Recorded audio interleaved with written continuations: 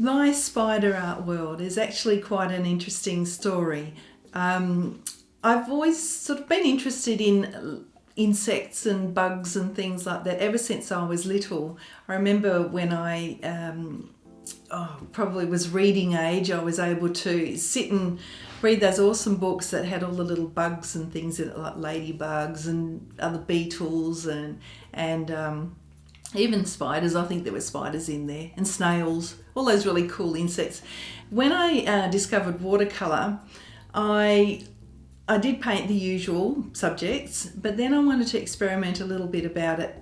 And one day I saw somebody using that fake spider web that you get at Halloween that you stretch and pull over the door frames and your windows and things. I used that stuff to stretch over the top of my watercolour painting.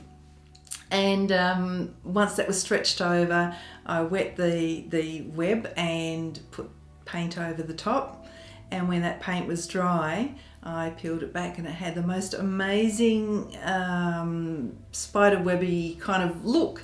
And I really loved that, and I thought I'm going to do some more of this. So I actually did quite a lot of paintings with that effect, so I'd do that and then either turn it into an abstract painting or add something realistic inside. Then one day I decided I was kind of at a loss as to what to paint, so I thought I'll do a self-portrait. I need practice in people. So I painted a picture of myself, and around the edges I stretched some of that spider web stuff like I had been doing up until then. Painted the edges and peeled it back, and I was really quite happy with the effect. So there was me, the spider web bit around the edge, and there's part of that picture there's a couple of paintbrushes in my hand as well, so, and some paint tubes. So it was all about me and my creativity.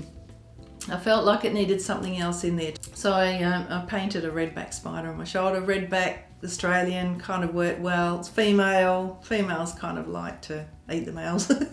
Anyway, so it sort of was like this bit of feminine energy. So, and I was really happy with that. And I enjoyed doing it that much that I decided in future what I want to do is start putting some little redback spiders in my paintings so that people can look out for them. And sometimes I do them really tiny and sometimes a little bit bigger. So the tiny ones, of course, they had to search for.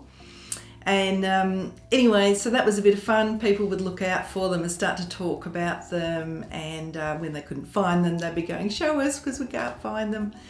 And so I did that, and then I would start to do some bigger ones. Then I went on and I started painting insects and other things for a little while too, so that I could explore that series a bit more, so I wasn't just sort of stuck in the one kind of niche. So during this art journey, and researching spiders, I obviously get on the internet and learn a lot through there. And something I came across was, different people have totems in their lives. Some people like to have the wolf or the bear or the goat or whatever. And I thought, I wonder what it would mean to have a spider as a totem. Is there even such a thing?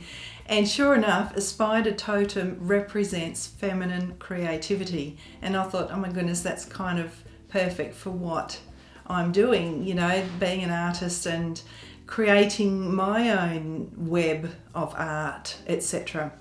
The people often say, you're going to just paint spiders for the rest of your life, and you never say never, but I will keep going with them because I really find that there's so much more to learn. I'm at the moment doing all these scientific, precise spiders with every single hair, that painted with a tiny brush or a pen.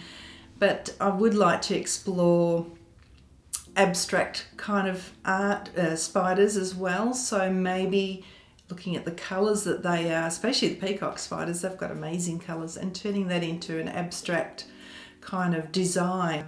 In the meantime, I do paint other subjects as well, and that's where my teaching comes in. I do teach classes. And I find that when I'm teaching, I really enjoy sharing my knowledge.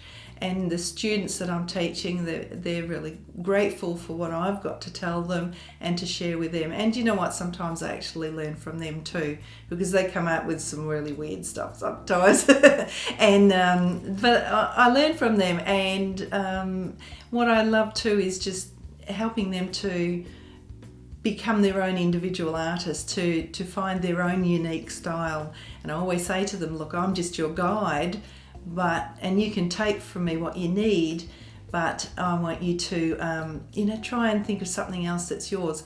Just, introducing their own little style. And everyone is unique and you're all different, so there's no way and no reason why you can't create something that's uniquely your own. With the teaching, the classes, I teach landscapes, seascapes, flowers, a little bit of abstract if people want to do that, portraits, animals of course, because I love doing animals, and all sorts of other subjects in between, old buildings, rusty cars, the choice is endless. So I do enjoy teaching all those other subjects as well, and then when I get home I sit down and paint my spiders.